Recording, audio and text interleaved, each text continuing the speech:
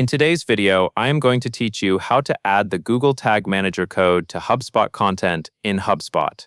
This setup is important because Google Tag Manager lets you manage tracking tags in one place without constantly editing your site code.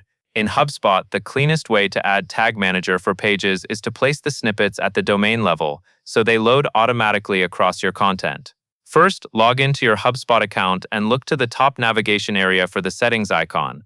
Click that to open your main settings panel. Once you are inside settings, focus on the left sidebar menu. Find the section labeled Content, and then select Pages. This area controls settings related to how your HubSpot hosted pages behave, including global header and footer code. Next, locate the domain selector. You will want to choose the specific domain you plan to track. Take a moment here to confirm you are selecting the correct domain, especially if your portal has multiple domains or subdomains connected. The code you add will apply to the domain you select, so accuracy matters. After selecting the domain, scroll down until you find the section called Site Header HTML. This is where you will place the main Google Tag Manager container snippet. Paste the full container snippet exactly as provided by Google Tag Manager.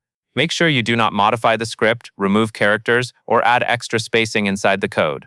Also, be careful not to overwrite any existing header code your site may already be using. If there is already code in this field, paste the Tag Manager snippet above or below it, keeping everything intact. Once that is in place, scroll further down to the Site Footer HTML section. This is where you will add the Google Tag Manager NoScript snippet. Paste the NoScript snippet exactly as provided.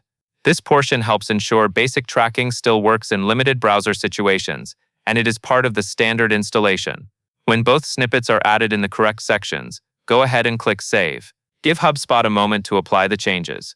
At this point, your Google Tag Manager code is added to your HubSpot content for the selected domain. That covers everything you need to know.